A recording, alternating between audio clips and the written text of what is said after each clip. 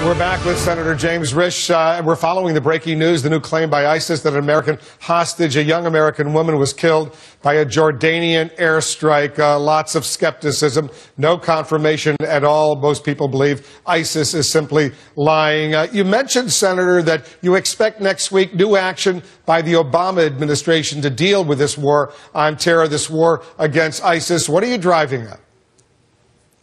Well, you know, Wolf, myself and a lot of others have been very critical of the administration because we haven't seen a strategy, a real objective strategy for dealing with this. The administration has heard this, but they're also hearing from our allies in the region that think that we as the United States need to do something about this. Nobody wants to do this. But having said that, every once in a while you wind up in a position where you have to do something. We all know that ISIS has had aspirationally the desire to hit the homeland and to hit Europe. We have reason to believe today that it is moving beyond aspiration, and we're going to have to do something. And the administration has been talking with Congress, and that's a good thing because in the past, as you know, that hasn't worked as well as it should have. So what I'm hearing, and correct me if I'm wrong, Senator, pretty alarming that you're getting information that ISIS may be plotting attacks here in the United States. Is that what you're suggesting?